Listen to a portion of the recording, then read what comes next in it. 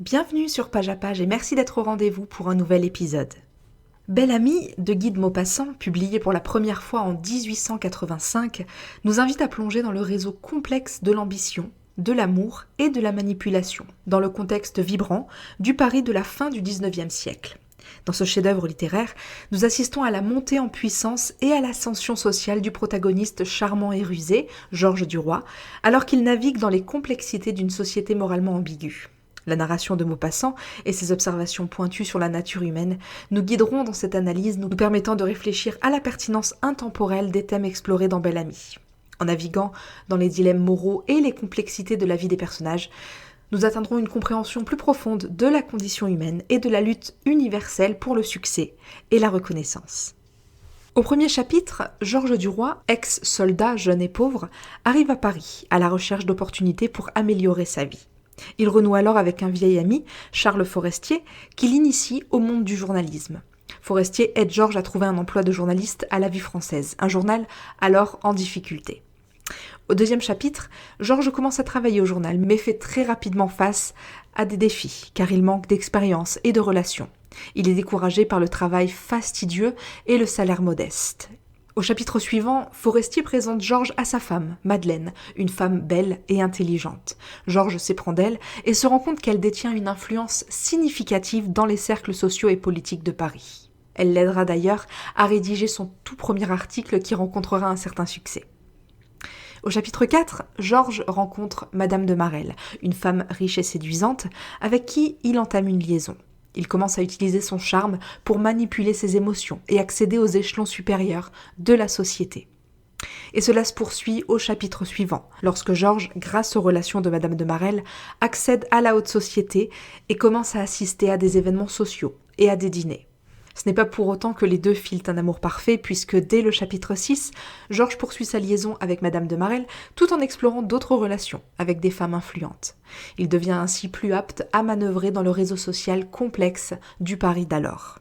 Après des débuts difficiles, les articles de Georges à La Vie française commencent à attirer l'attention au chapitre 7, et il gagne en popularité en tant qu'écrivain. Son statut social augmente, et il devient connu pour ses liens avec des femmes puissantes. Alors pas question de s'arrêter en si bon chemin et dès le chapitre 8, Georges s'implique dans des stratagèmes financiers et des entreprises spéculatives pour augmenter sa richesse. Il tire ainsi parti de ses relations avec les femmes influentes qu'il fréquente pour faire avancer ses intérêts commerciaux. Mais au chapitre 9, la santé de Forestier, son ami qui lui a ouvert la porte du monde du journaliste, commence à décliner et Georges se rapproche alors de Madeleine, avec qui il passe de plus en plus de temps en l'absence de Charles. Son ambition d'accéder au pouvoir et à la richesse s'intensifie alors. Et au chapitre 10, lorsque Charles Forestier décède, Georges saisit l'opportunité de conquérir Madeleine. Il la demande en mariage et il se marie, solidifiant ainsi sa position dans la société. Et ce mariage lui ouvre effectivement encore plus de portes qu'auparavant. Au chapitre 11, Georges accède au cercle politique et commence à utiliser ses relations pour influencer les décisions et les politiques eux-mêmes.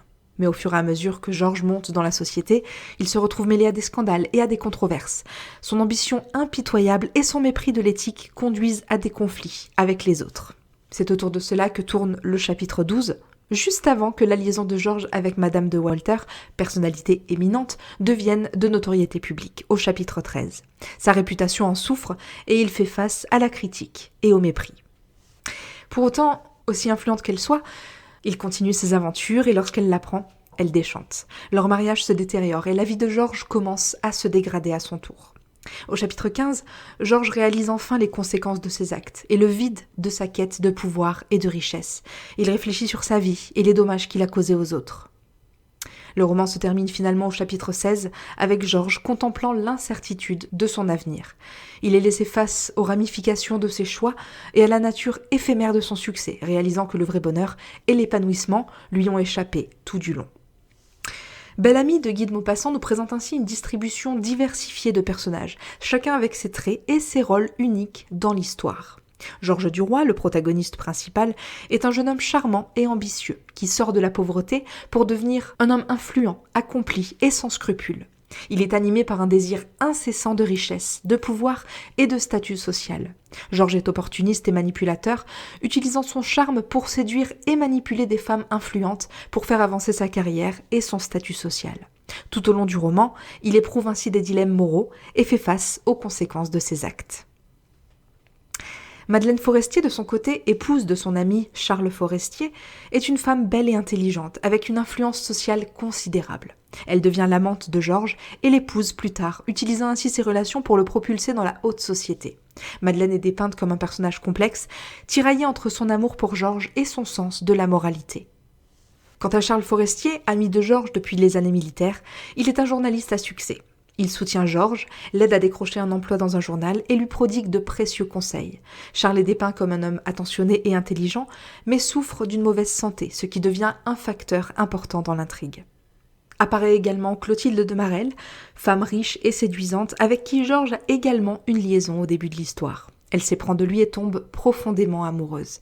Bien qu'elle connaisse les autres affaires de Georges, Clotilde lui reste fidèle, ce qui en fait un personnage dévoué, mais tragique. Belle Amie nous offre ainsi une exploration scintillante de l'ambition et des dessous sombres de la haute société parisienne à la Belle Époque. À travers le parcours de Georges, Maupassant expose la corruption sociale et la superficialité de la société, nous offrant ainsi un commentaire critique sur la poursuite humaine du pouvoir et du succès.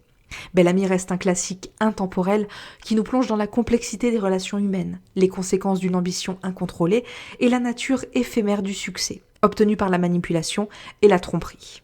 Le titre Belle Amie lui-même est ironique et sert de symbole de la nature trompeuse du protagoniste. Alors que Georges Duroy semble charmant et aimable en surface, il utilise son charme pour manipuler et exploiter les autres à des fins personnelles, reflétant ainsi la double nature de son personnage. Le monde de la haute société parisienne, quant à lui, est également un symbole d'opulence, de décadence et de corruption morale. Il représente l'attrait de la richesse et du pouvoir et les efforts que les gens sont prêts à faire pour atteindre un statut social et réussir, même au détriment de leur intégrité. Tout au long du roman, divers personnages donnent et reçoivent des bijoux coûteux et des cadeaux luxueux comme symbole d'amour, de loyauté et de statut. Cependant, ces cadeaux servent également à souligner la superficialité et le matérialisme répandu dans la société, où les apparences l'emportent souvent sur les émotions authentiques. Parmi les thèmes du roman, nous retrouvons forcément l'ambition et l'ascension sociale. L'ambition implacable de Georges Duroy le pousse à manipuler et à exploiter les autres pour gravir les échelons sociaux. Mais il y a également l'amour et le désir qui sont des thèmes importants dans le roman. Georges noue des relations intimes avec plusieurs femmes, animées à la fois par de véritables émotions et par un désir d'ascension sociale. Le roman examine de cette manière les complexités de l'amour, de l'engouement et des frontières floues entre l'affection authentique et la manipulation calculée. Et puis, il y a également la corruption morale et la tromperie qui prévalent dans la société parisienne. Les actions des personnages sont souvent guidées par leurs propres intérêts et ils manipulent les autres à des fins personnelles. Maupassant expose ici l'hypocrisie et la décadence morale qui se cachent sous la façade glamour de la haute société.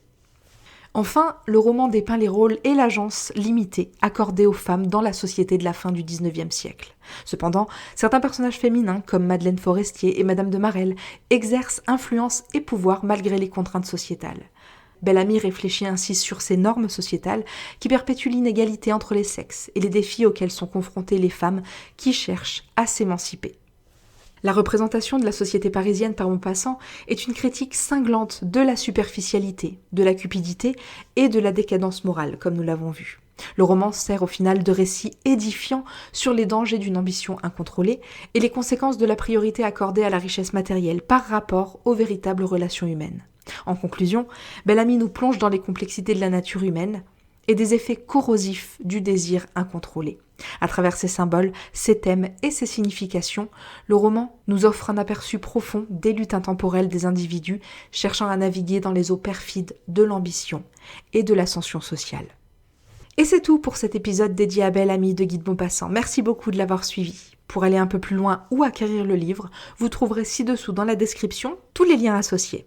N'hésitez pas également à noter notre programme avec la note maximale et à nous suivre pour ne rien rater de nos futurs contenus, toujours sur tonlivre.fr.